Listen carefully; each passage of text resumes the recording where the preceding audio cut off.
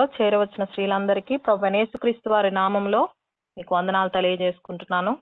మన వాక్య భాగంలోనికి వెళ్దాం. మనం ప్రార్థన సహాయం కొరకై న్యాయాధిపతులు 9వ అధ్యాయము 8వ వచనం నుండి కొన్ని వచనాలు మనం మార్చి చదువుకుంటాం. న్యాయాధిపతులు 9వ అధ్యాయము. దయచేసి మరి సాధ్యమైనంత వరకు మీరు బైబిల్ దగ్గర పెట్టుకొని మరి బైబిల్ తీసి చదవడానికి మీరు ప్రయత్నం చేయండి. న్యాయాధిపతులు 9వ అధ్యాయము 8వ వచనం నుండి మరి కొన్ని వచనాలు మనం మార్చి చదువుకుంటాం. పాత నిబంధనలో పేజ్ నంబర్ 206. పాత నిబంధనలో పేజ్ నంబర్ 206. న్యాయాధిపతులు 9వ అధ్యాయము 8వ వచనం నుండి. చెట్లు తమ మీద రాజును ఒకరిని అభిషేకించుకొనవలెనను మనస్సు కలిగి బయలుదేరి. 9వ వచనం చదవండి.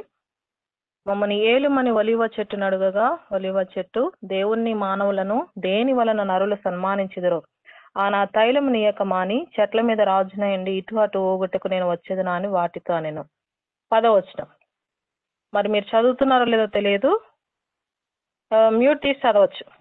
10వ వచనం నేను చదువుతున్నాను. అప్పుడు చెట్లు నీ వచ్చి మమ్మల్ని ఏలుమని అంజూరపు చెట్టు నడుగగా. 11వ వచనం చదవండి.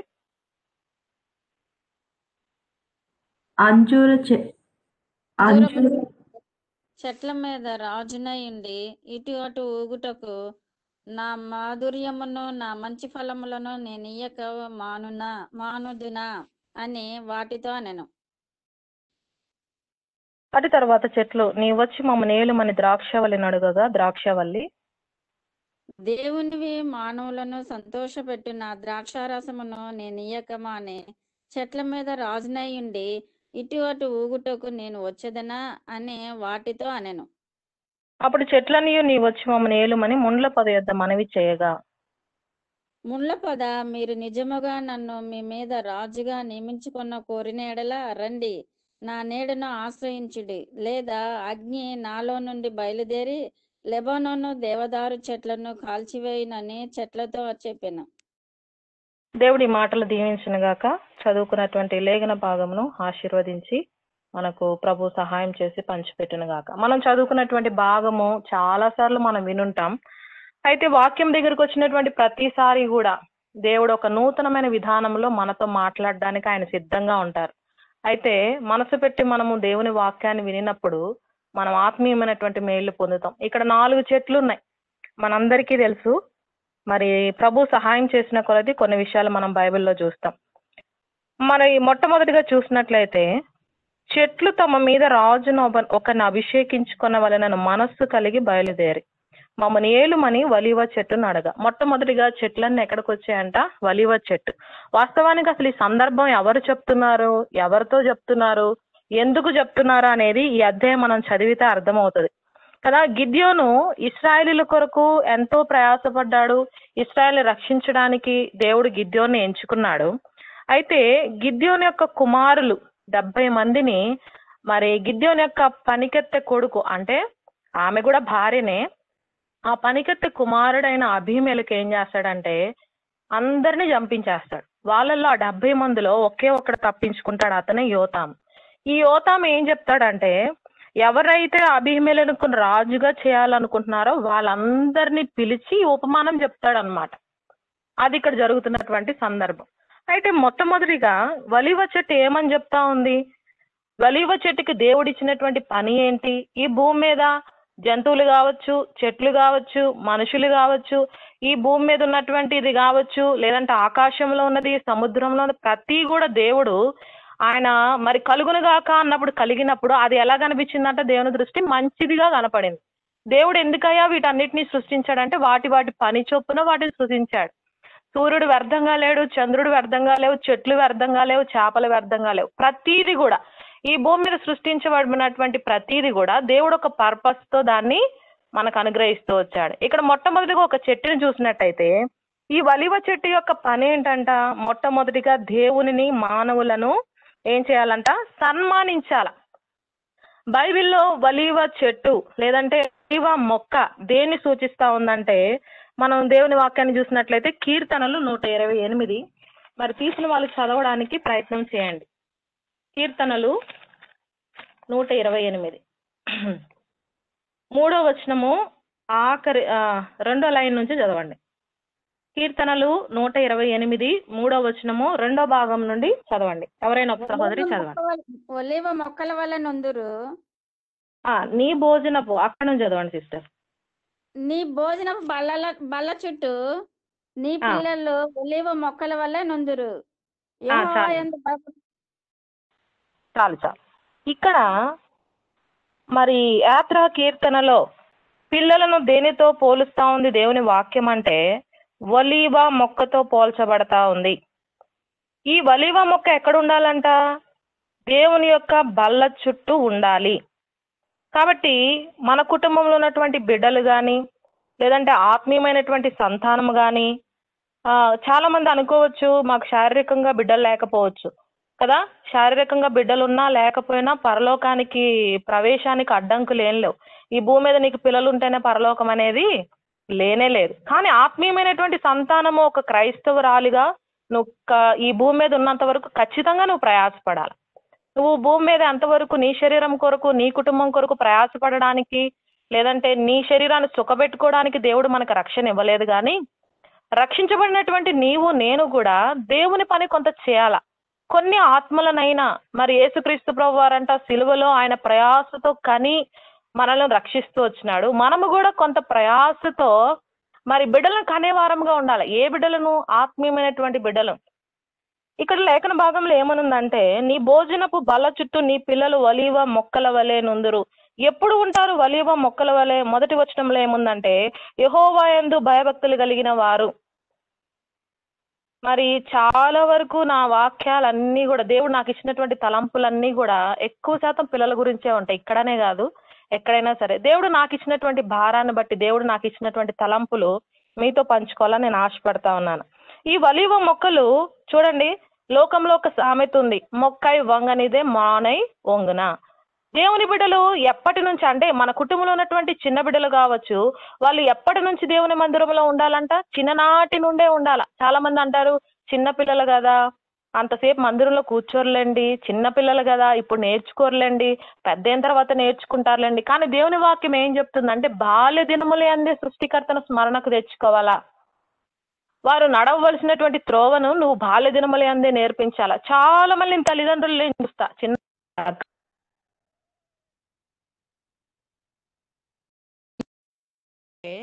చిన్ననాటి నుండే మనము దేవుని యొక్క మందిరంలో, దేవుని యొక్క బల్ల చుట్టూ వారిని పెంచేటువంటి అనుభవంలో మనం ఉండాలి.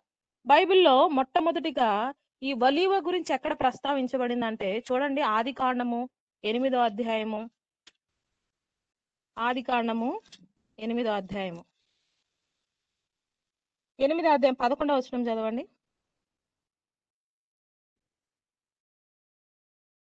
సాయంకాలమున అది అతని వద్దకు వచ్చినప్పుడు తుంచబడిన ఒలివ చెట్టు ఆకు దాని నోట నుండి కనుక నీళ్ల మీద నుండి తగ్గిపోయినవని నోహావుకు తెలిపాను.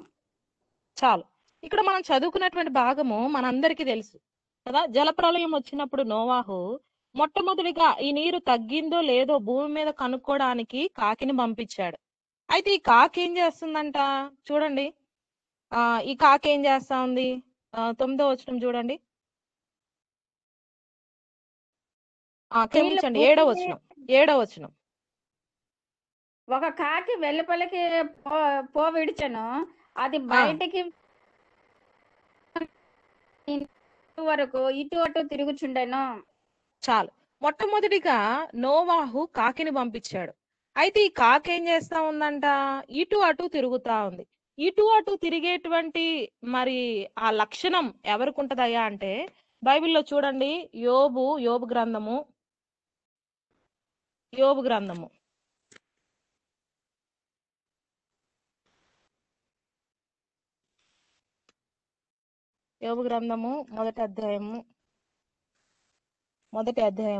వచనం చూడండి. యెహోవా నీవెక్కడి నుండి వచ్చిందని వాడిని అడగగా అపవాది భూమి మీద ఇటు అటు తిరుగులాడుచు అందులో సంచరించుచు వచ్చితినని యెహోవాకు ప్రత్యుత్తరం ఇచ్చెను. చాలు. మనం చదువుకున్న న్యాయాధిపతులు 9వ అధ్యాయంలో ప్రతి చెట్టు 3 చెట్లు ఏమంటున్నాయి అంటే దేవుడు నాకు ఇచ్చినటువంటి పనిని వదిలిపెట్టి అటు ఇటు ఊగడానికి నేను వస్తానా, ఇటు అటు ఊగడానికి నేను వస్తాయా అంటున్నాయి కదా.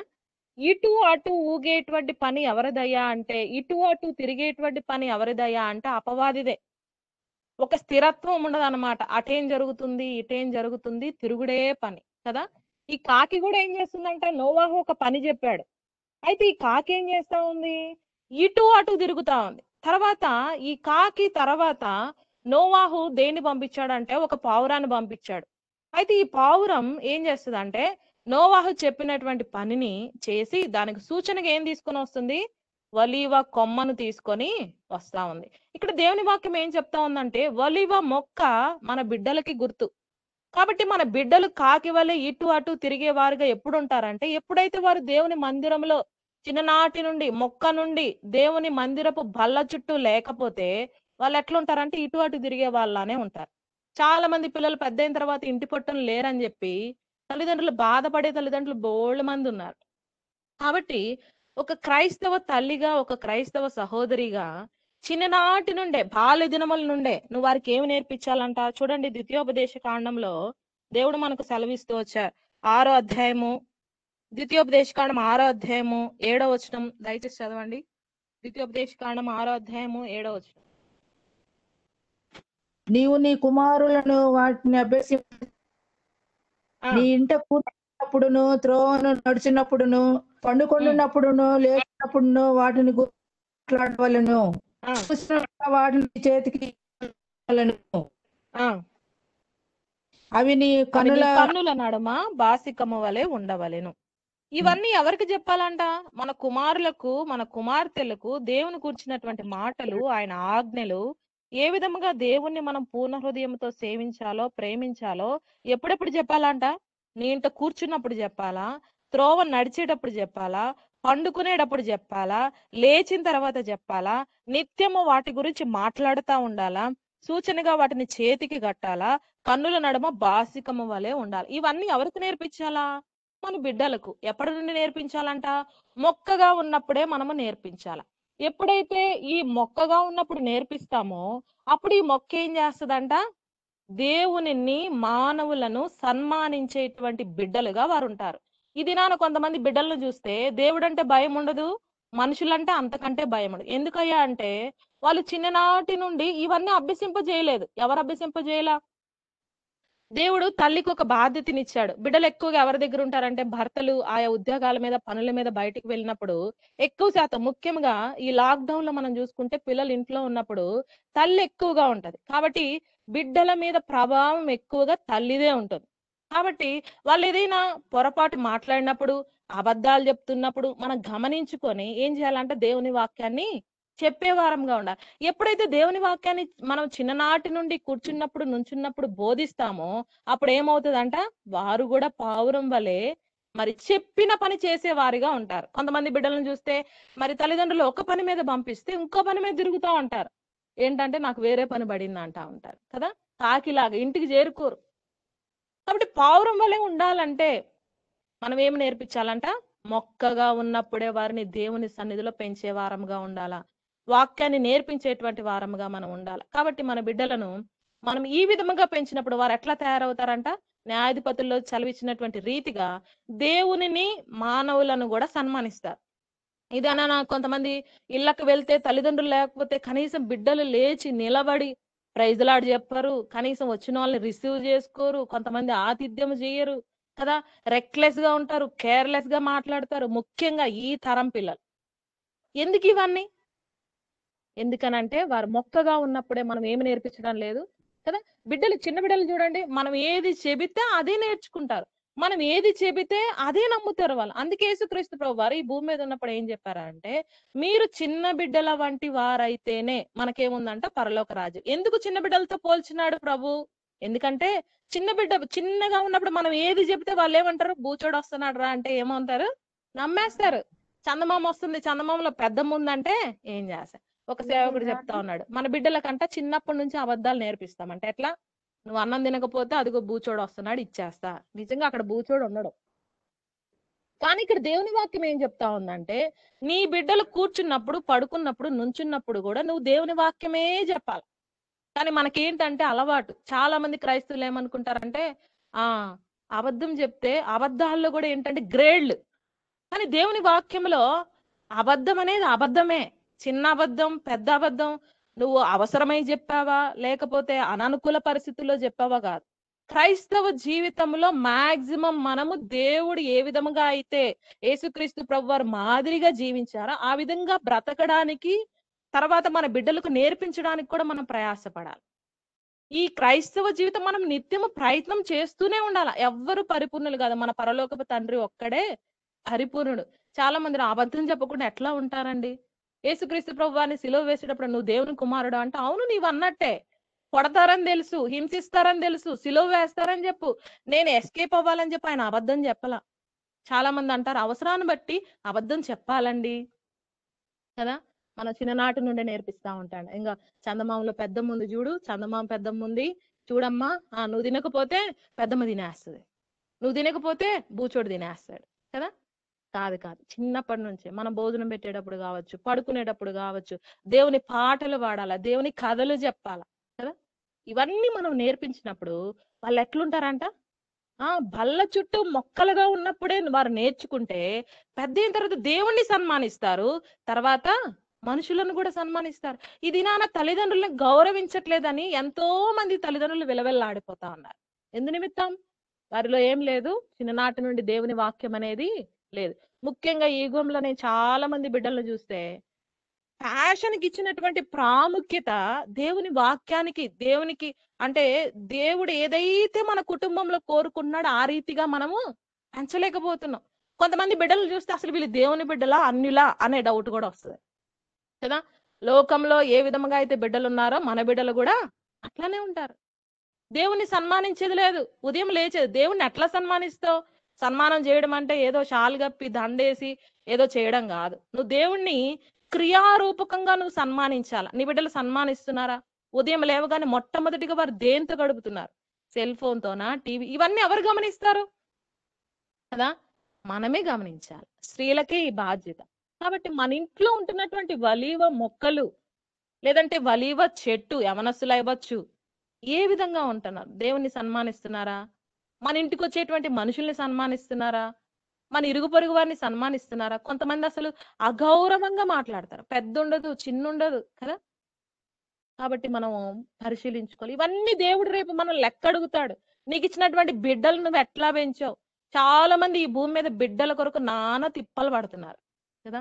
ఎన్నో ప్రార్థనలు చేస్తున్నారు. నాకు తెలిసినటువంటి ఒక మేము ఉండేటువంటి ప్రాంతంలో ఒక సహోదరి ఉంది.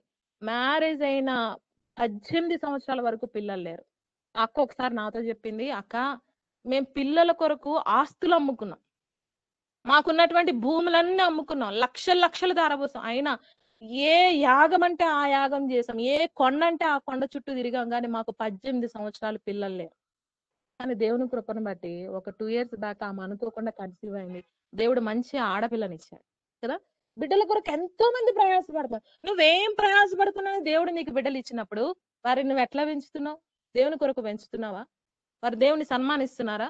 దేవుని సన్మానిస్తే ఆటోమేటిక్ గా మనుషుల్ని కూడా సన్మానిస్తారు. రెండవ చెట్టు చూడండి, న్యాయాధిపతులు 9వ అధ్యాయము. న్యాయాధిపతులు 9వ అధ్యాయము రెండవ చెట్టును చూద్దాం. 10వ వచనం చదవండి.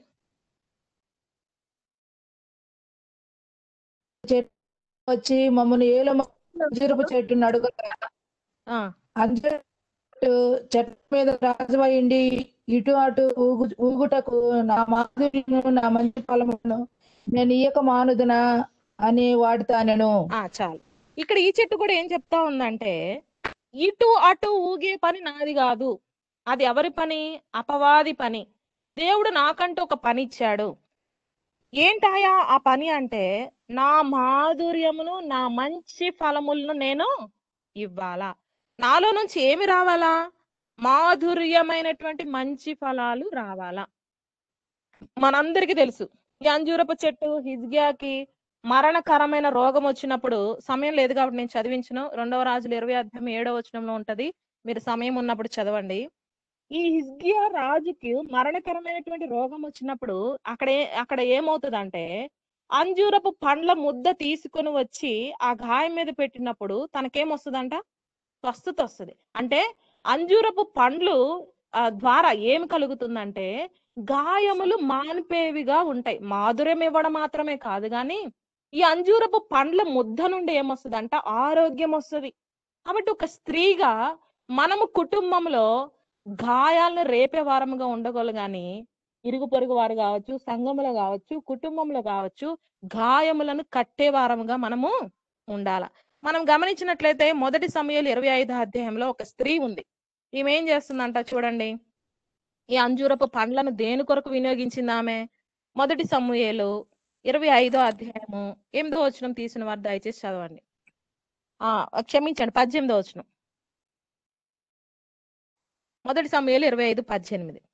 అందుకు అబిగయీలు నా ఏమియో చెప్పగా తుప్పడి 200 రొట్టెలను 200 ద్రాక్షారసపు తిత్తులను వండిన 5 గొర్రెల మాంసమును 5 మాటలు వేసిన ధాన్యమును 100 ద్రాక్ష గెలలను 200 అంజూరపు అడలను గాడిదముల మీద వేయించి. చాలు చాలు. ఇక్కడ 200 అంజూరపు అడలను గార్ధబముల మీద వేయించి. ఎవరయ్యా ఈ స్త్రీ అంటే అబీగయలు. మనందరికీ తెలుసు కదా. తన భర్త ఎంతో మూర్ఖుడు. నాబాలు ఎట్లాంటి వాడంట? మోటువాడు, దుర్మార్గుడు కదా. దావీదు ఎంతో మేలు చేస్తే మరి దావీదు చేసినటువంటి మేలు మర్చిపోయాడు. దావీదుకు సహాయం కొరకు వస్తే దావీదు మరి వచ్చినటువంటి వారిని, దావీదు తరపున వచ్చినటువంటి వారిని అవమానించి పంపించేశాడు. ఇప్పుడు దావీదు ఏమనుకున్నాడంటే నాబాలు కుటుంబంలో ఉన్నటువంటి ప్రతి ఒక్కరిని, ఏ మగవాడు కూడా బ్రతకడానికి వీల్లేదనేటువంటి అంత కోపముతో ఆవేశముతో దావీదు వస్తా ఉన్నాడు. ఈ విషయం ఎవరికి తెలిసింది? రూపవతి అయినా సుగుణవతి అయినటువంటి అబీగయలుకి తెలిసింది. ఈ అబీగయలుకి తెలిసినప్పుడు ఈమె ఇవన్నీ సిద్ధపరచుకుని ఎందుకు వెళ్తా ఉందయ్యా అంటే కోపాన్ని అణచడానికి వెళ్తా ఉంది. మనం ఈ అధ్యాయం గనక మనం చదువుకున్నట్లయితే 23వ వచనంలో అబీగయలు దావీదును కనుగొని గార్ధబం మీద నుండి త్వరగా దిగి దావీదునకు సాష్టాంగ నమస్కారం చేసి అతని పాదములు పట్టుకొని ఇట్లా నేను. ఈ అంజూరపు అడలు ఎందుకు తీసుకొని వెళ్తా ఉంది అబీగయలు అంటే తన కుటుంబాన్ని మరి సంహరించడానికి కోపముతో ఆవేశముతో వస్తున్నటువంటి దావీదు యొక్క కోపాన్ని అణచడానికి తీసుకొని వెళ్తా ఉంది. కింద ఇక్కడ ఏం చెప్తా ఉందంటే 27వ వచనంలో, అయితే నేను నా ఏలిన వాడవగు నీ యొద్దకు తెచ్చిన ఈ కానుకను నా ఏలిన వాడవగు నిన్ను వెంబడించు పనివారికి ఇప్పించి నీ దాసురాలనైన నా తప్పు క్షమించు. ఇప్పుడు భర్త చేసినటువంటి తప్పుని ఎవరి మీద వేసుకుంటుంది? అబీగయల మీద వేసుకుంటా ఉంది. కాబట్టి ఒక స్త్రీగా మన కుటుంబంలో భర్త విషయంలో, బిడ్డల విషయంలో దేవుని దగ్గర మనము సాష్టాంగ పడి ఈ విధముగా ప్రార్థించే అనుభవంలో మనం ఉండాలా. ఈ అంజూర పాడలు ఏం చేస్తాయంట? బలాన్ని ఇస్తాయి, ప్రాణాన్ని తెప్పరిలా చేస్తా ఉంటాయి. ఎట్లా తెలుస్తుంది మనకనంటే ఈ మొదటి సమూయేలు 30వ అధ్యాయము 11వ వచనంలో ఇక్కడ ఒక వ్యక్తి ఉంటాడు. ఈ వ్యక్తికి 3 రోజుల నుంచి అన్నపానం లేనప్పుడు అంజూరపు అడలోని మొక్కను ద్రాక్ష గెలను పెట్టినప్పుడు అతడు ఏమంటే ప్రాణము తెప్పరిల్లుతా ఉంది. ఈ అంజూరపు బలం ఇంకొకటి ఏమి ఇస్తా ఉంది? మొట్టమొదటిగా స్వస్థతని ఇస్తా ఉంది, బలాన్ని ఇస్తా ఉంది. తర్వాత ఏమిస్తా ఉంది? కోపాన్ని తగ్గిస్తా ఉంది. కాబట్టి స్త్రీగా భారీగా మనం ఎట్లుండాలంట? ఈమె ఏం చేస్తుందంట? భర్త యొక్క తప్పును తన మీద వేసుకుని ప్రార్థిస్తా ఉంది కదా. మన కుటుంబంలో భర్తలు కావచ్చు, బిడ్డలు కావచ్చు, భార్యలు కావచ్చు, ఎవ్వరు పర్ఫెక్ట్ కాదు. దేవుని ముందు మనము ప్రతిదినము నేర్చుకోవాల్సిందే. ప్రతి క్షణము కూడా మనము దేవుని సన్నిధిలో సరి చేసుకోవాల్సిందే. కాబట్టి నీ ఖాళీ సమయంలో నువ్వేం చేయాలా? అబీగయలు వలె దేవుని సన్నిధిలో సాష్టాంగపడి నీ భర్త కొరకు, నీ బిడ్డల కొరకు, వారి పాపముల కొరకు కదా. అనేక సార్లు ఈ లోకంలో మనము తప్పిపోయేటువంటి వారముగా ఉంటాం. మాటలు, తలంపులు, చూపులు, అనేక సార్లు మనం ఆ విషయాలన్నిటిలో కూడా మనము మరి తప్పిపోయేటువంటి వారంగా ఉంటాం. కాబట్టి నీ ఖాళీ సమయంలో ఎక్కువ సమయం మనకే దొరుకుతా ఉంటది. కాబట్టి మనం ఏం చేయాలా? వాటన్నిటి నిమిత్తము అబీగయల వలె ప్రార్థించేటువంటి వారముగా మనము ఉండాల. కాబట్టి ఈ అబీగయల దగ్గర మనం నేర్చుకోవాల్సింది ఏంటయ్యా అంటే మనము కూడా అబీగయల వలె భర్త కొరకు ప్రార్థించే వారంగా ఉండాల. మొట్టమొదటిగా బిడ్డలను పెంచాలా. ఏ విధంగా పెంచాలా? దేవుని సన్నిధిలో పెంచాలా. మొక్కగా ఉన్నప్పుడే దేవుని సన్నిధిలో మనం పెంచాలా. రెండవదిగా ఏంటంట, ఈ అంజూరపు అడలు బలాన్ని ఇస్తాయి, స్వస్థతనిస్తాయి. కాబట్టి ఒక స్త్రీగా ఈమె ఏం చేస్తా ఉందంటే 200 అంజూరపు అడలను గాడిద మీద వేసుకొని తీసుకెళ్లి, ఇంకా చాలా తీసుకెళ్ళింది. కాకపోతే అంజూరపు చెట్టు గురించి మనం ధ్యానిస్తున్నాం కాబట్టి ఇదొక్క మాట నేను తీసుకుంటున్నాను. భర్త యొక్క దోషమును క్షమించమని అడగడానికి అబీగైల్ ప్రయాసపడతాంది. నువ్వు ప్రార్థిస్తున్నావా? నీ భర్త గురించి నీకు పట్టింపు ఉందా? ఆయన ధార ఆయనదే, నా ధార నాదే. కొంతమంది అసలు భర్తలను పట్టించుకోరు కదా. కాబట్టి మనం ప్రార్థించాలా. వారు కొన్ని సార్లు తప్పిపోయినప్పటికీ, కొన్ని సార్లు మూర్ఖంగా ఉన్నప్పటికీ, కొన్నిసార్లు భర్తలకు రక్షణ ఉండదు. కానీ భార్య యొక్క పవిత్ర ప్రవర్తన ద్వారా, భార్యకు ఉన్నటువంటి విశ్వాసము ద్వారా భర్తలు కూడా ఏం చేయబడతారంట? రక్షించబడతారు.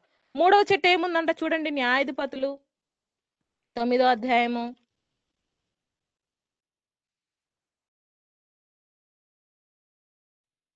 న్యాయాధిపతులు 9వ అధ్యాయము. మరి ఇక్కడ మనం ఇంకొక మాట చూద్దాం. అంజూరపు గురించి, అంజూరపు మరి పండ్ల గురించి, అడల గురించి మనం చూసాము. మొట్టమొదటిగా బైబిల్లో అంజూరపు చెట్టు గురించి ఎక్కడ ప్రస్తావించబడిందంటే ఆదికాండం 3వ అధ్యాయం. ఇది ఒక్క మాట చూసుకొని మనం 3వ చెట్టుకి వెళ్తాం. ఆదికాండము 3వ అధ్యాయము 7వ వచనం నేను చదువుతున్నాను, దయచేసి వినండి. అప్పుడు వారిద్దరు కన్నులు తెరవబడెను, వారు తమ దిగంబరములను తెలుసుకొని అంజూరపు ఆకులు కుట్టి తమకు కచ్చడములను చేసుకోండి. ఇది మనందరికీ తెలుసు. అవ్వ ఆదాము తప్పిపోయినప్పుడు, వారి కన్నులు తెరవబడినప్పుడు, వారు దిగంబరులని తెలిసినప్పుడు వారికే వారు సొంతగా ఏం చేశారంట? అంజూరపు అడలను, అంటే అంజూరపు ఆకులను, క్షమించండి, అంజూరపు అడలు కాదు, అంజూరపు ఆకులు వారే కుట్టి ఏం చేసుకున్నారంటే కచ్చడాలు చేసుకున్నారు. అంటే సిగ్గుని కప్పేది కదా. వీళ్ళు ఏం చేస్తా ఉన్నారంట? ఈ అంజూరపు ఆకులతో వస్త్రాలు గుట్టుకున్నారు. అంజూరపు పండ్లు స్వస్థతనిస్తాయి. అంజూరపు పండ్లు ఎండిన తర్వాత ఆడలు ఏమిస్తాయి అంట? బలాన్ని ఇస్తాయి, ప్రాణాన్ని తెప్పరిల్ల చేస్తాయి. అంత మాత్రమే కాదు, ఇవి కోపాన్ని అణుచుతాయి. అంత మాత్రమే కాదు, ఈ ఆకులు ఏం చేస్తాయి అంటే సిగ్గును కప్పుతా ఉంటాయి కదా. అనేక సార్లు మన కుటుంబంలో కొన్ని అవమానకరమైనటువంటి పరిస్థితులు వస్తా ఉంటాయి కదా. క్రైస్తవ జీవితంలో కావచ్చు, లోకంలో కావచ్చు, సమాజంలో కావచ్చు. అయితే మనము కూడా అబీగైలు వలె దేవుని సన్నిధిలో సాష్టాంగపడి మనం ప్రార్థించినప్పుడు అది ఎటువంటి పరిస్థితి అయినా సరే దేవుడు మన ప్రార్థన ద్వారా ఏం చేస్తాడంట? దాన్ని తప్పిస్తాడు. తర్వాత మూడోదిగా చూడండి, ద్రాక్షవల్లి. న్యాయాధిపతులు 9వ అధ్యాయము. న్యాయాధిపతులు 9వ అధ్యాయము 13వ వచనం దయచేసి చదవండి, 12వ వచనం నుండి. అటు తర్వాత చెట్లు నీకు వచ్చి మమ్మల్ని ఏలుమని ద్రాక్షవల్లి అడగగా, దేవునివి మానవులను సంతోషపెట్టు నా ద్రాక్షారసమును నేనియక మాని చెట్ల మీద ఇటు అటు ఊగుటకు నేను వచ్చేదని వాటితో అనెను. చాలు. ఇక్కడ ద్రాక్ష చెట్టుకు ఒక పని ఇవ్వబడింది. ఏంటయ్యా ఆ పని అంటే దేవునిని మానవులను సంతోష పెట్టాల. బైబిల్లో ఈ ద్రాక్ష చెట్టు లేదంటే ఈ ద్రాక్ష తీగ దేనికి గుర్తు అంటే, మనం ఇందాక చదువుకున్నాం కదా కీర్తనలు 128. కీర్తనలు 128 3వ వచనం దయచేసి ఎవరైనా తీసిన వాళ్ళు చదవండి. ఈ లోగట నీ భార్య ద్రాక్షవల్లి వలె నుండును, నీ భోజనపు బల్ల చుట్టూ నీ పిల్లలను ఒలివ మొక్క వలె నుందురు. చాలు. ఇక్కడ భార్యను దేనితో వాక్యం సూచించబడతా ఉంది అంటే ద్రాక్షవల్లితో సూచించబడతా ఉంది. ఈ ద్రాక్షవల్లి అంటే భార్య అనబడేటువంటి నీవు నేను ఎవరిని సంతోష పెట్టాలంట? న్యాయాధిపతులు 9వ అధ్యాయంలో మనం ఇప్పుడు చదువుకున్నాం కదా. ఇదేం చేస్తుందంట? దేవునిని మానవులను సంతోష పెడుతూ ఉంది. మనందరికీ తెలుసు, యోహాను సువార్త 15వ అధ్యాయము 1వ వచనం చదవండి. నువ్వెప్పుడు సంతోష పెడతావు అంటే యోహాను సువార్త 15వ అధ్యాయం 1వ వచనం చదవండి. ద్రాక్షవల్లిని నా తండ్రి వ్యవసాయకుడు. చాలు. ఇక్కడ యేసుక్రీస్తు ప్రభువారిని కూడా ద్రాక్షావళితో పోల్చబడుతుంది వాక్యం. ఇక్కడ యేసుక్రీస్తు ప్రభువారు ఏం సెలవిస్తా ఉన్నారు? నేను నిజమైన ద్రాక్షావళిని. నీ జీవితంలో ఎప్పుడు నీవు సంతోషాన్ని ఇస్తావంటే ఎప్పుడైతే ఈ నిజమైన ద్రాక్షావళిలో భారీగా నువ్వు అంట కట్టబడతా ఉంటావో అప్పుడు నీ ద్వారా ఏముంటదంట? దేవునికి సంతోషం కలిగించేటువంటి భారీగా నీవు ఉంటావు. చాలా సార్లు మనము భర్తను సంతోషపెట్టడానికే చూస్తాం గాని మన పరలోకమందున్నటువంటి భర్తను సంతోషపెట్టేటువంటి వారముగా మనం ఉండం. కావాలంటే మీరు ఈ దినము నుండి మీరు కౌంట్ చేసుకోండి. ఎన్ని గంటలు నీ భర్తని సంతోషపెట్టడానికి నువ్వు ప్రయాసపడుతున్నావు, ఎన్నిసార్లు నీ పరలోకమందున్నటువంటి భర్తను సంతోషపెట్టడానికి నువ్వేం ప్రయాసపడుతున్నావు. వాస్తవానికి చెప్పాలంటే మనకు అనుకూలంగా ఉన్నప్పుడు ప్రార్థన చేసుకుంటాం, మనకు అన్ని మరి అవసరమైనప్పుడు దేవుని దగ్గరికి వస్తాం. కానీ భర్త విషయంలో చూడండి కదా, అన్ని పరిస్థితుల్లో కూడా నా భర్త నేను సంతోష పెట్టాలని చాలా మంది స్త్రీలకు ఉంటది. మరి భార్యగా మరి భర్త నన్ను మెచ్చుకోవాలనేటువంటి ఆశ ప్రతి భార్యకు ఉంటది, మంచిదే. ఈ లోకంలో మనము భర్తల్ని సంతోష పెట్టాలి. దానికంటే ముఖ్యంగా రక్షించబడినటువంటి నీవు నేను ఎప్పుడైతే యేసుక్రీస్తు ప్రభువారు నువ్వు సంతోష పెట్టేటువంటి భార్యగా ఉంటావో నీ ద్వారా అనేకులకు కూడా ఏముంటదంట, సంతోషం ఉంటది కదా. ఇక్కడ ఈ 15వ అధ్యాయము మనం కొన్ని వచనాలు గమనించినట్లయితే, పనికిరాని ఎప్పుడైతే యేసుక్రీస్తు ప్రభువారి అంటే నిజమైన ద్రాక్షావళిలో నువ్వు ఉంటావో పనికిరాని తీగలన్నీ ఏం చేస్తాడంట వ్యవసాయకుడు, తండ్రి ఏం చేస్తాడంట, తీసి పడవేస్తా ఉంటాడు. నువ్వు సపరేట్ గా ఉన్నావు అనుకో, నీకు వ్యవసాయకుడు ఉండడు, పనికిరాని తీగలు తీసే వాళ్ళు ఉండరు. నువ్వు ఈ పనికిరాని తీగలు కూడా ఎందుకు తీసివేస్తాడంట, నీవు అత్యధికంగా ఫలించడానికి. నీ జీవితంలో భారీగా నువ్వు ఫలించాలంటే, దేవుని మందిరంలో ఫలించాలంటే, ఇంటిలో ఫలించాలంటే మొట్టమొదటిగా నువ్వు ఎక్కడ అంటుకట్టబడాలి, నిజమైన ద్రాక్షవల్లిలో నీవు ఉండాలి. ఉండినప్పుడు తండ్రి ఏం చేస్తాడట, పనికిరాని తీగలను తీసివేసి నిన్ను అత్యధికంగా ఫలించడానికి చేస్తాడు. చాలా మంది ఫలభరితమైన జీవితం అంటే ఏమనుకుంటారంటే అప్పులు లేకపోవడం, ఆరోగ్యంగా ఉండడం, సంతోషంగా ఉండడం, కార్లు ఉండడం, మిద్దెలు ఉండడం, ఇది సంతోషం అనుకుంటారు. ఇది కాదు. నీ పరలోకపు భర్త ఎప్పుడు నీ గురించి సంతోషిస్తాడు, నీ పరలోకపు భర్త నువ్వు ఎప్పుడు సంతోష పెట్టగలవంటే దేవుడు నీకు నిర్ణయించినటువంటి పనిని నువ్వు సక్రమంగా చేసినప్పుడు కదా.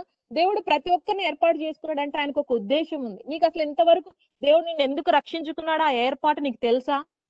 ఎప్పుడన్నా దేవుణ్ణి అడిగావా, అయ్యా ఈ లోకంలో నాకంటే గనులు గొప్పవారు ఇంతమంది ఉన్నారు కదా, వారికి లేనటువంటి రక్షణ నాకెందుకు ఇచ్చావు, నేను ఏం పని చేయాలా?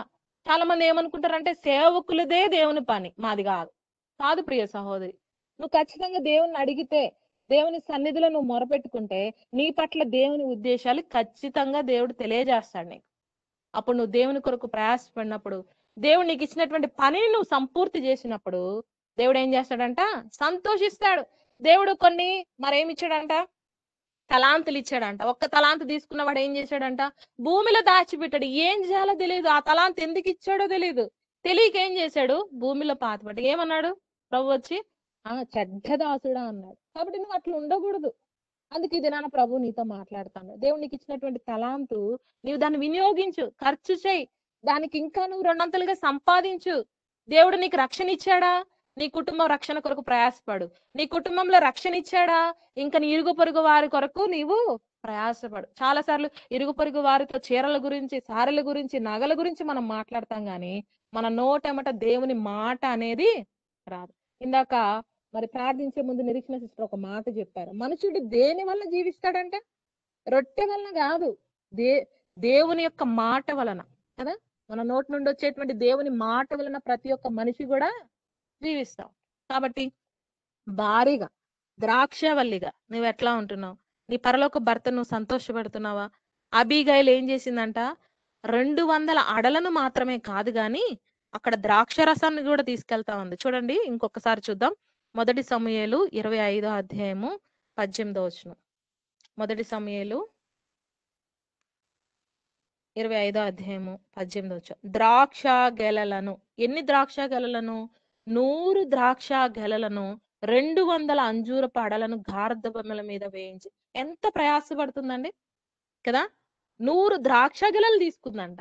ఎందుకు తీసుకొని వెళ్తా ఉంది, భర్త కొరకు, తన వంశం నిలబడ్డానికి, కోపాన్ని అణచడానికి. కాబట్టి నీవు నేను కూడా అబీగైలు వలె మనం ఉన్నప్పుడు మన కుటుంబాన్ని, మనల్ని కూడా దేవుడు ఆశీర్వదిస్తా ఉంటాడు. తర్వాత చూడండి 1 కొరింథీ 11వ అధ్యాయం. మనందరికీ తెలుసు, ప్రతి ఆదివారం ఖచ్చితంగా వర్తమానంలో మనం ఈ వాక్యాన్ని చదువుతాం, ఖచ్చితంగా వింటాం. 1 కొరింథీ 11వ అధ్యాయము 25వ వచనం. దయచేసి తీసిన వాళ్ళు ఎవరైనా చదవండి. ఆ ప్రకారమే భోజనమైన పిమ్మట ఆ పాత్ర తీసుకొని, ఈ పాత్ర రక్తం వలన క్రొత్త నిబంధన, మీరు దీనిలోని తాగినప్పుడల్లా నన్ను జ్ఞాపకం చేసుకుంటే దీన్ని చేయడని చెప్పాను. చాలు.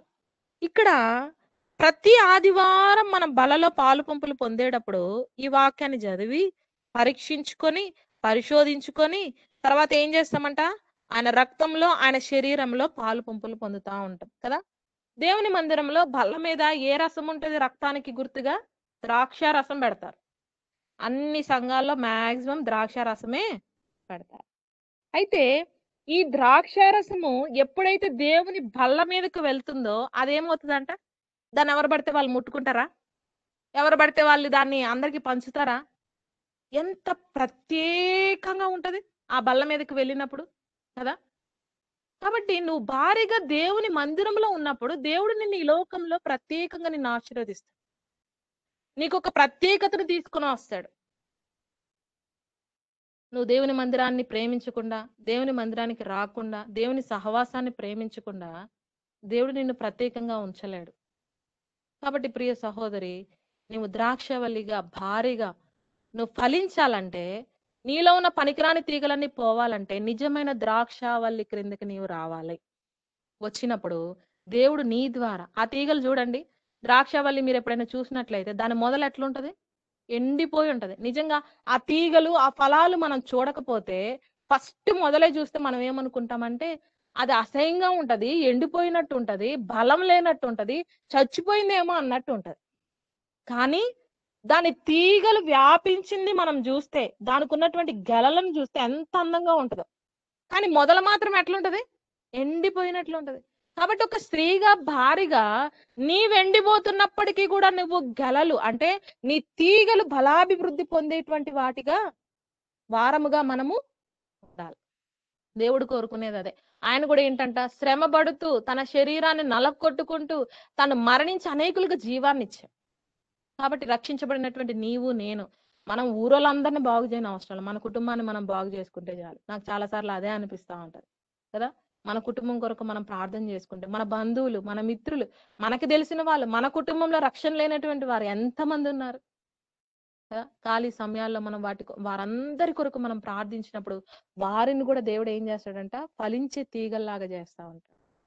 తర్వాత మనం చూసినట్లయితే చూడండి, 4వది ఏముందంట, న్యాయాధిపతులు 9వ అధ్యాయము. న్యాయాధిపతులు 9వ అధ్యాయము చూడండి 14వ వచనం. అప్పుడు చెట్లన్నీ నీవు వచ్చి ఏళ్ళు మంది ముళ్ళ పొద యొద్ద మనవి చేయగా, ముళ్ళ పొద మీరు నిజముగా నన్ను మీ మీద రాజుగా నియమించుకున్న కోరిన ఎడల రండి, నా నీడను ఆశ్రయించుడి, లేదా అగ్ని నాలో నుండి బయలుదేరి లెబానోను దేవదారు చెట్లను కాల్చివేయమని చెట్లతో చెప్పాను. చాలండి. ఇక్కడ మనం చదువుకున్నటువంటి భాగంలో ముండ్ల పొద ఉంది. ఈ ముండ్ల పొద అసలు దేవుడు ఎప్పుడు పెట్టాడు చెప్తారా ఎవరైనా?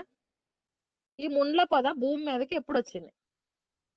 అందరికి తెలుసు చాలా వరకు. ముండ్ల పొద ఎప్పుడు వచ్చింది ఈ భూమి మీదకి? దేవుడు ఆదామును ఏదెన్ తోటల నుంచి బయట వేసినప్పుడు ఈ భూమి నీ నుండి శపించబడింది, ఇది ముండ్ల తుప్పలను గచ్చపొదలను. సునీత రమేష్ సిస్టర్ చెప్పారు, రైట్ ఆన్సర్. ఆది కాండము చూడండి, ఆది కాండము 3వ అధ్యాయము. ఆది కాండము 3వ అధ్యాయము 18వ వచనం. అది ముండ్ల తుప్పలను గచ్చ పొదలను నీకు మొలిపించును, పొలములోని పంట తిందు. ఇది ఎప్పుడు వచ్చింది? అవ్వ ఆదాము మరి తోటలోంచి మరి గెంటి వేసేటప్పుడు దేవుడు ఏం చేశాడంట, ఈ భూమిని శపించాడు. ముందుగా దేవుడు ముండ్ల తుప్పలను పెట్టలా. ఎప్పుడైతే ఈ స్త్రీ తప్పు చేసిందో, ఈ స్త్రీ ద్వారా ఏమొచ్చాయంటే ఈ ముండ్ల తుప్పలు ఈ భూమి మీదకి వచ్చాయి. స్త్రీ యొక్క అవిధేయతను బట్టి, స్త్రీ యొక్క మరి తను శరీరానికి సంబంధించినటువంటి వాటి కొరకు ఆశించి ఈ భూమి మీదకి ఏం తీసుకొచ్చిందంట, ముండ్ల తుప్పలను తీసుకొచ్చాయి. కాబట్టి మన కుటుంబంలో అనేక సార్లు ఈ ముండ్ల తిప్పలను మనం తెచ్చుకునేటువంటి వారంగా ఉంటాం. అయితే ఈ ముండ్ల తిప్పలు ఏం చేస్తున్నాయి అంటే, ఈ ముండ్ల తుప్పలు మనుషుల్ని బాధ పెడుతున్నాయి, దేవుని కూడా బాధ పెడుతున్నాయి. ఎట్లా అంటారా? ఇప్పుడు మనం ముందు చూసుకున్నటువంటి 3 చెట్లు ఉన్నాయి, ఎట్లున్నాయంట, దేవుని సన్మానిస్తున్నాయి, నరుల్ని సన్మానిస్తున్నాయి, మాధుర్య ఫలాలు ఇస్తున్నాయి, మంచి ఫలాలు ఇస్తా ఉన్నాయి. మళ్ళీ ఏం చేస్తున్నాయంట, దేవుణ్ణి సంతోష పెడుతున్నాయి, మనుషుల్ని సంతోష పెడుతున్నాయి. ఈ ముండ్ల తుప్పలు ఏం చేస్తున్నాయంట, మనుషుల్ని బాధ పెడతా ఉన్నాయి, తర్వాత దేవుణ్ణి కూడా బాధ పెడతా ఉన్నాయి. ముండ్ల తుప్పల దగ్గరికి వెళ్ళి మనం గుచ్చుకోవద్దంటే గుచ్చుకోకుండా ఉంటాయా? చూడండి, ముండ్ల తుప్పల దగ్గరికి ఎవరైనా పొరపాటున వెళ్ళారంటే ఖచ్చితంగా వాళ్ళకి ఏమవ్వాలా, గాయం అవ్వాల్సిందే కదా. చూడండి, తర్వాత మార్కు సువార్త 15 అధ్యాయం 17 ఒక మాట ఉంటది. మార్కు సువార్త 15 అధ్యాయం 17 ఈ భూమి మీదకి వచ్చినటువంటి ముండ్ల తుప్పలు దేవుని ఏ విధంగా బాధ పెట్టాయి చూడండి. మార్కు సువార్త 15 అధ్యాయం 17 చదవండి. ఆయనకు ఊదారంగు వస్త్రం తొడిగించి కిరీటమును ఆయన తల మీద పెట్టి యూదుల రాజా. చాలు. ఒక స్త్రీ అవిధేయతను బట్టి వచ్చినటువంటి ఈ ముండ్ల తుప్పలు యేసుక్రీస్తు ప్రభు వారి యొక్క తలను గుర్చుతా వచ్చాయి. కాబట్టి నీ అవిధేయత స్థితిని బట్టి నువ్వు దేవుని పనిని ఎరగక, దేవుని చిత్తాన్ని ఎరగక ఈ లోకం మట్టికే బ్రతికితే అవి నీవు కూడా ఏం చేసేదానవుగా ఉన్నావంటే దేవుని బాధ పెట్టేటువంటి స్త్రీగా ఉంటావు. ఒక స్త్రీ అవిధేయతను బట్టి ఈ భూమి మీదకి వచ్చిన ఈ ముండ్ల తుప్పలు ఏం చేసాయంట, సిలువలో ప్రభువుని బాధ పెడతా వచ్చాయి. ఈ ముండ్ల తుప్పలు పోవడానికి నా జీవితంలో ఆయన ముండ్ల చేత గ్రొచ్చబడుతూ వచ్చాడు. రక్తాన్ని చూడండి, మన తలలో ఒకవేళ మన తలను ఊరికి అట్లా గట్టి కొడితేనే మనకెంతో బాధ అనిపిస్తూ ఉంటది. తల మీద ఏదైనా గాయం తగిలితే చిన్న గాయమైన చాలా నొప్పి అనిపిస్తుంది. ఒక చిన్న గుండు సూది గాని పిన్నిస్ గాని గుచ్చుకుంటేనే మనకి చాలా బాధ అనిపిస్తుంది. తలనొప్పి వస్తేనే మనం తట్టుకోలేం. చూడండి, ముండ్ల కిరీటం అంటే ఆ కిరీటం చుట్టూ ముళ్ళే ఉన్నాయి. అవన్నీ తల మీద గుచ్చితే, తల చుట్టూ గుచ్చబడితే ఎంత బాధ, ఎంత నొప్పి. చిన్న తలనొప్పి మనం తట్టుకోలేం. కానీ నా అవిధేయతను బట్టి యేసుక్రీస్తు ప్రభు వారు ఆ కలవరి శిలువలో ఏం చేస్తూ వచ్చారంట, రక్తాన్ని గారుస్తూ వచ్చారు. ఆయన బాధించబడుతూ వచ్చాడు ఈ ముండ్లను బట్టే. ఆయన ఇంతగా బాధపడింది, ఇంతగా ఆ ముండ్ల చేత గుర్తించబడింది దేని కొరకయ్యా అంటే నీ జీవితాన్ని మార్చడానికి. మార్చిన తర్వాత నీవు మరలా దేవుణ్ణి దుఃఖపెట్టేదానవుగా, బాధ పెట్టేదానివిగా నువ్వు ఉండాలని దేవుడు కోరుకోవట్లే. నువ్వు దేవుని సంతోష పెట్టేటువంటి స్త్రీగా ఉండి ఈ ముండ్ల పొద వల్లే మనం ఉండకూడదని ప్రభువు కోరుకుంటా ఉన్నారు. కాబట్టి 3 చెట్ల వల్లే మనం ఉంటున్నామా, భార్యగా, భర్తగా, బిడ్డలుగా మన కుటుంబం ఎట్లా ఉంది, లేదంటే ఈ ముండ్ల తుప్పల వలె మనము దేవుణ్ణి బాధ పెట్టేటువంటి వారంగా ఉంటా ఉన్నామా? కాబట్టి మనం ప్రశ్నించుకోవాలా. ఈ ఉపమానం అంతా యోతాము ఎవరికి చెప్తా ఉన్నాడు, ఎవరైతే అబీమెలెకును రాజుగా చేయాలనుకున్నారో వాళ్ళకి చెప్తా ఉన్నాడు. అయ్యో, అబీమెలెకు ఎట్లాంటి వాడంటే మేలు చేసిన వారికి కీడు చేసేవాడు, వాడు ముండ్ల తుప్ప. వాడిని మీరు రాజుగా పెట్టుకుంటే ఏం చేస్తాడు, మిమ్మల్ని అందరినీ కూడా కాల్చిపడేస్తాడు, మిమ్మల్ని అందరిని అగ్నితో కాలుస్తాడు. ఎందుకు అతన్ని మీరు తెచ్చిపెట్టుకుంటున్నారని యోతాము అంటా ఉంటాడు. కానీ అబీమెలెకు గర్విస్తాడు. కానీ ఆఖరికి ఎట్లా చచ్చిపోతాడంటే ఒక స్త్రీ చేత చంపబడిన వాడుగా ఉంటాడు. చూడండి, ఇదే న్యాయాధిపతులు 9వ అధ్యాయము 53వ వచనం దయచేసి చదవండి. ఇది చదివి మనం ముగించుకుంటాం. న్యాయాధిపతులు 9వ అధ్యాయము 53వ వచనం. స్త్రీ అభిమేలెకు మీద తిరగబడి మీది రాతి పడవేసినందున అతని కపాలం పగిలెను. చాలు. ఏం పగిలిందంట అండి, అతని కపాలము. ఎంత భయంకరంగా ఉందండి ఈ మాట. ఇక్కడ మనం ఈ 50వ వచనం నుండి మీరు 57వ వచనం వరకు ఖాళీగా ఉన్నప్పుడు చదువుకోండి. ఇక్కడ తెబేసు అనేటువంటి పట్టణాన్ని పట్టుకోవడానికి అబీమెలెకు వెళ్ళినప్పుడు అక్కడ ప్రజలందరూ భయపడి ఏం చేస్తారంటే ఒక గోపురంలో దాక్కుంటే ఒక స్త్రీ ఏం చేస్తుందంటే తిరగటి రాతిని పట్టుకుని గోపురం పైకెక్కి అబీమెలెకు ఎక్కడున్నాడు కనిపెట్టి కరెక్ట్ గా గురి చూసి అతని తల మీద వేస్తుంది. పడడంతోనే అతని కపాలము పగిలి ఏమైపోయాడంట, కింద పడిపోయాడు. తర్వాత ఇప్పుడు అబీమెలెకు ఏమంటాడంటే ఒక పనివాడిని పిలిచి 54వ వచనం చదవండి. అప్పుడు అతడు తన ఆయుధములను మోయి బంటును త్వరగా పిలిచి ఒక స్త్రీ అతను చంపినని నన్ను గూర్చి ఎవరినో అనుకొనకుండునట్లు నీ కత్తి నన్ను చంపుమని చెప్పగా చచ్చిపోయేటప్పుడు కూడా ఏమనుకుంటున్నాడంట, ఒక స్త్రీ చేత చంపబడ్డానని చరిత్రలో నా గురించి రాయబడకూడదు, కాబట్టి ఏం చేయి, నీ కత్తితో నన్ను పొడిచి. కానీ రాయబడకుండా ఉందా? ఆఖరికి ఎట్లా చచ్చిపోయాడంట ఈ ముండ్ల తుప్ప, ఒక స్త్రీ చేత తల పగిలిపోయిందంట. మన యేసుక్రీస్తు ప్రభువారి కూడా ఆ శిలువ మరణము ద్వారా సాతాను యొక్క తలను చితకదొక్కాడు. వాడి కపాలం పగిలిపోయింది. నా జీవితంలో వచ్చేటువంటి అనారోగ్య పరిస్థితి కావచ్చు, ఆర్థిక పరిస్థితి కావచ్చు, ఆత్మీయ పోరాటం కావచ్చు, శరీర పోరాటం కావచ్చు, వీటన్నిటిలో నీవు శత్రువుని జయించాలి అంటే ఈ 3 చెట్ల యొక్క అనుభవంలో ఉన్నప్పుడు నీవు కూడా ఈ స్త్రీ వలె శత్రువును తలను పగలగొట్టేటువంటి స్త్రీగా ఉంటావు. శ్రమలో నీవు కృంగిపోతే చేత కాని వాడవగదు. దేవుడు మనల్ని చేత కాని వారిగా చేయాలని కోరుకోవడం లేదు, కానీ శత్రువు పైన జయము పొందేటువంటి స్త్రీగా నీవు నేను ఉండాలి అంటే మన బిడ్డల విషయంలో, మన భర్త విషయంలో, మన వ్యక్తిగత విషయంలో మనం ఈ వాక్యానుసారంగా సరి చేసుకున్నప్పుడు ఇటు అటు సాతాను యొక్క స్వభావం మనలో లేకుండా ఉన్నట్లయితే, దేవుడిచ్చినటువంటి పనిని మనము 100% చేయగలిగినట్లయితే, చేయడానికి ప్రయత్నం చేసినట్లయితే ఖచ్చితంగా మనం కూడా ఏం చేస్తామంట, శత్రు యొక్క తలను పగలగొట్టేటువంటి వారంగా. ఈ తెబేసు స్త్రీ ఏం చేసిందంట, అబీమెలెకు యొక్క తలను పగలగొట్టింది. ఇక్కడ 57వ వచనంలో ఒక మంచి మాట ఉంటది చూడండి. షెకెము వారు చేసిన ద్రోహం అంతటిని దేవుడు వారి తలల మీదకి మరలా రాజేసి, ఇక్కడ 56వ వచనంలో క్లియర్ గా ఉంది. అట్లు అబీమెలెకు 10 మంది సహోదరులను చంపట వలన తన తండ్రికి చేసిన ద్రోహమును దేవుడు మరలా అతని మీదకి చూసారా? ఒక స్త్రీ ద్వారా 70 మంది సహోదరులను చంపించాడంట. ఒకరిని కాదు, ఇద్దరిని కాదు, 70 మంది సహోదరులను చంపిస్తే ఆ 70 మందిలో ఒక్క యోతాం తప్పించుకున్నాడు. అంటే 69 మంది సహోదరులను చంపించినందుకు దేవుడు ఏం చేయాలంట, ఒక స్త్రీ ద్వారా ఏం చేశాడంట, అబీమెలెకును చంపించాడు. చూసారా? మనం అనుకుంటాం చాలా సార్లు స్త్రీలం కదా, మనం ఏం చేయగలుగుతాం, మన వల్ల ఏమవుతుంది కాదు. దేవుని వాక్యం చెప్తా ఉంది, నీ ద్వారానే నీ కుటుంబం కట్టబడుతుంది. నీ ద్వారానే. దేవుడు సంఘాన్ని దేనితో పోల్చాడంటే సంఘాన్ని స్త్రీతో పోల్చాడు. ఎందుకు పోల్చాడు కదా? ఈ స్త్రీ అట్లుండాలా.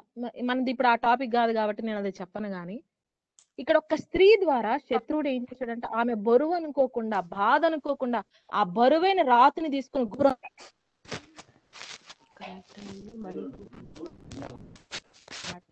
ప్రార్థన అనేటువంటి అనుభవంలో మనం ఉండాలని ప్రభువు కోరుకుంటా ఉన్నాడు. నీకు వచ్చేటువంటి ఏ పరిస్థితి అయినా సరే మనము దాన్ని ప్రార్థన ద్వారా జయించగలుగుతాం. కాబట్టి ఈ 3 చెట్ల వల్లే మనం ఉన్నట్లయితే ప్రభువు కూడా మనకు వచ్చేటువంటి ప్రతి పరిస్థితి పైన మనకు విజయాన్ని ఇస్తాడు. కొన్ని పరిస్థితుల్లో మనకు వచ్చినప్పుడు చుట్టుపక్కల వాళ్ళు మనం హేళన చేయొచ్చు. అరే వీళ్ళు దేవుని నమ్ముకున్నారు, వీళ్ళ గతి ఏంటి ఇట్లుంది, వీళ్ళ స్థితి ఏంటి ఇట్లుంది. కానీ దేవుడు వాటన్నిటిని మార్చగలడు. ఎట్లా మార్చగలడు అంటే మన ప్రార్థన ద్వారా మార్చగలడు. మనం ప్రార్థించడానికి వచ్చాం. మన బిడ్డల విషయంలో, మన భర్త విషయంలో, మన కుటుంబ విషయంలో ఎంత శ్రద్ధ కలిగి మనం ప్రార్థిస్తున్నాం. అబీగేలు వలె తగ్గించుకొని మనం ప్రార్థించినప్పుడు దేవుడు ఖచ్చితంగా మన ప్రార్థనలకు జవాబు అనుగ్రహిస్తాడు. దేవుడి మాటలు దీవించును గాక. ఆమేన్.